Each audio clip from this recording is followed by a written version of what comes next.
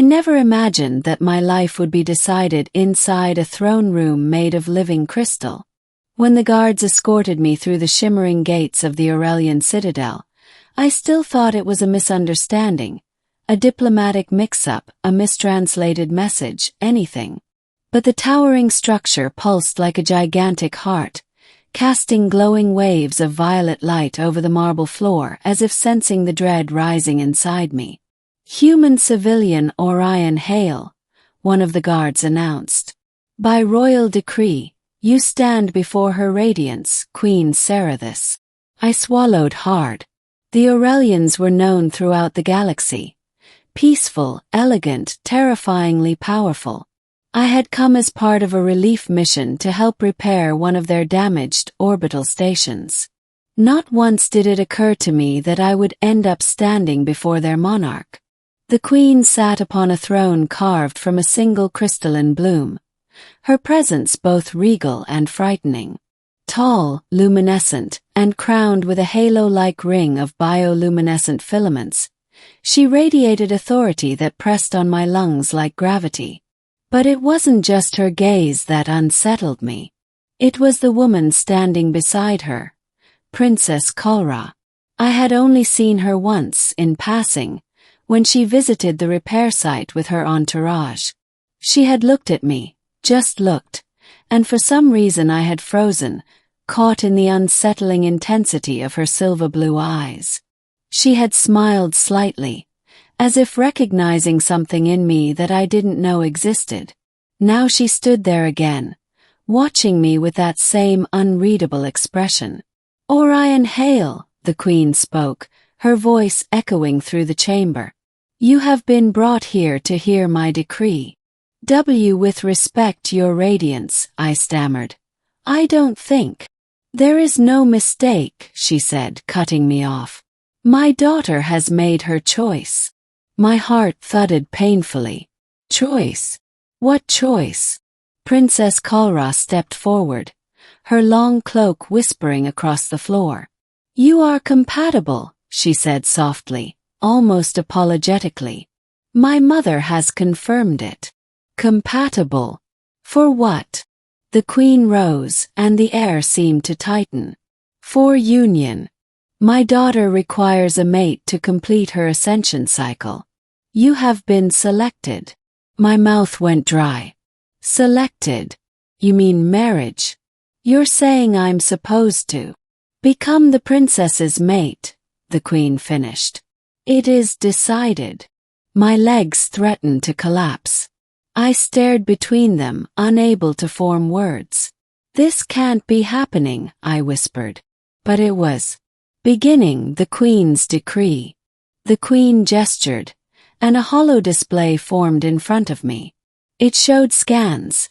My biology, my neural frequencies, my genetic patterns, all cross-referenced with Aurellian parameters. "You possess rare harmonics," she said. "Your presence stabilizes the princess's volatile energy state.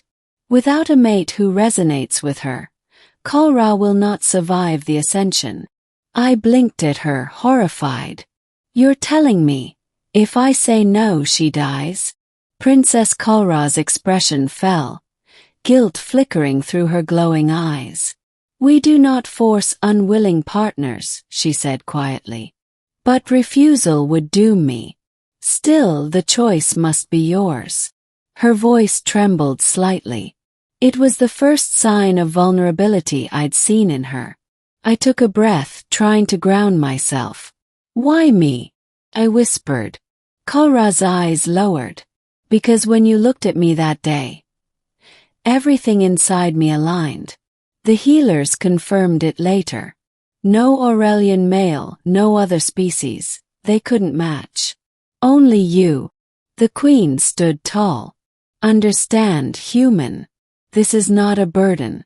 It is an honor. You would become part of the royal lineage. Protected. Revered." But it felt less like an honor and more like a trap. The queen's next words sealed my fate. "Your decision is required now. My daughter's body is already entering the early stages of ascension. Time is limited." My chest constricted. I looked at Kalara, expecting coldness or entitlement. But she looked afraid. "Orion," she whispered. "I don't want to die." And that's what did it. That tiny crack in her voice shattered my defenses. "I'll do it," I said. "I'll help you." The Queen exhaled, a rare show of relief. "It is done. Prepare him for the bonding ceremony." The bonding. They led me through ornate halls into a chamber filled with floating strands of silver light.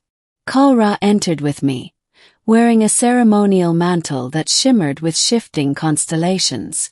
"This is the Bondforge chamber," she explained. "Our energies will intertwine. It's painless but intimate." I nodded stiffly, trying not to tremble. "I'll follow your lead." The princess stepped closer, raising her hands. Threads of luminescent energy floated from her fingertips and wrapped gently around my wrists. "It might feel warm," she said softly. Warm was an understatement. The moment her energy touched me, it flooded my senses with alien sensations. Light, memory, emotion. Suddenly I saw flashes of her childhood, running through crystalline gardens, studying diplomacy, training with energy constructs. Then the images shifted. Years of isolation, pressure from the court, loneliness beneath layers of royal expectation. The emotions poured into me like a tidal wave. For a gasp. "You feel it. You feel me." "I do," I whispered, overwhelmed. A single tear slid down her cheek. No one else ever could. The bond deepened. My mind brushed hers, not merging but touching. It was like experiencing the world in color for the first time. "You're scared," I said softly. "Yes," she admitted. "I've always been afraid. Everyone expects greatness from the ascendant princess. But I've never had someone who simply chose me." Her voice wavered. "Until you." The last strand of energy fused between us, glowing like molten silver. A surge of warmth spread through my chest, not painful but powerful, anchoring, connecting. Then silence. Princess Kalara opened her eyes. They glowed softly but calmer than before. "It's complete," she whispered. "You stabilized me." I staggered slightly, breathless. "So, we're bonded." "In the eyes of the Aurellian people," she said with a small smile, "you are now my mate." Tension, royal repercussions. Word of the bonding spread within hours. Some nobles bowed deeply when they saw me. Others glared with resentment, whispering behind fans and holographic masks. A human, an outsider, bonded to the royal heir. Unthinkable. During one council session, a noble named Lord Varesh stepped forward. "With respect, Your Radiance," he said to the Queen, "this human lacks training, lineage, and knowledge of our culture. He is unfit to stand beside the princess." I stiffened, but the Queen's gaze turned cold. "The bond has chosen. The bond is law." Varesh wasn't satisfied. What if the human fails? What if his species' limitations endanger the princess? Kalara rose, anger flashing through her energy field like a storm. "He has already saved my life." Her voice boomed through the chamber. "And I will protect him as fiercely as he has protected me." Silence fell. It was the first time the nobles saw her not as a delicate heir, but as a future queen. And she chose me. After the hearing, she approached me in the corridor. "I'm sorry you had to hear that," she whispered. "Hey," I said gently. "I'm the one who walked into a royal court without a clue. I knew the risks." She laughed softly. "You're braver than you think." And for the first time she took my hand. Not because the bond required it, but because she wanted to. Growing closer. Days became weeks. Kalara guided me through Aurellian customs, teaching me their language, their rituals, their history. We trained together, learning how to synchronize our energy patterns. She showed me how to stabilize her when her ascension flared unpredictably.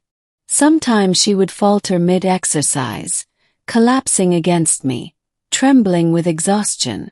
And each time I caught her, "You won't fall," I would whisper. She would look up at me with grateful eyes. "Not as long as you're here." Our bond deepened, not just through energy but through shared moments. Late-night conversations in the palace gardens. Laughing as she tried human snacks brought by diplomats. Her head resting on my shoulder as we watched the auroras ripple across the crystalline sky. Slowly, the fear between us dissolved. What remained was something warm, something real. Final crisis. The Ascension storm. The ascension began unexpectedly. I woke to the sound of alarms, the palace trembling as waves of raw energy pulsed outward from Kalara's chambers. "Orion!" a guard shouted. "The princess, she's losing control." Ran. Bolts of wild, flickering light burst from the walls as I pushed through the door. The princess floated mid-air, engulfed in swirling energy. Her eyes glowed painfully bright, her voice trembling as she cried out, "Orion! I can't hold it." I didn't hesitate. I rushed into the storm, feeling it tear at my nerves. The bond responded instantly, pulling me toward her. "Kalara, focus on me," I yelled above the roar. "I'm trying," she gasped, shaking violently. "It's too strong." I reached her, gripping her hands, ignoring the burning sensation searing through my arms. "I'm here," I whispered fiercely. "I chose this. I chose you." Her energy surged wildly, but the bond between us glowed brighter, stabilizing, strengthening. She squeezed my hands desperately. "Don't let go. Never." The chamber exploded with white light. And then, silence. Kalara collapsed into my arms, her breathing steady. The glowing halo above her head had expanded, a sign of successful ascension. She opened her eyes. "You saved me," she breathed. "We saved each other," I said. Ending, a new future. The queen stood before us later that evening, pride radiating from her. "The ascension is complete," she declared. "Kalara is now the heir ascendant, and you, Orion Hale, are her bonded consort." Kalara squeezed my hand gently. "I'm glad it was you," she whispered. Smiled back. "I'm glad I didn't run away." She laughed softly. "You couldn't. The guards would have caught you." "Details," I said. Her laugh warmed the air between us. The queen raised her staff. "From this day forth you walk together. Your bond has saved the future of our people." Kalara leaned into me, resting her head on my shoulder. "Ready to face the galaxy?" she asked. "With you," said. "Always." She smiled. And so, beneath the shimmering lights of the Aurelian sky, I, the most ordinary human imaginable, became the mate of a newly ascended princess. Not by fate, not by decree, but by choice. And the queen's decision was only the beginning.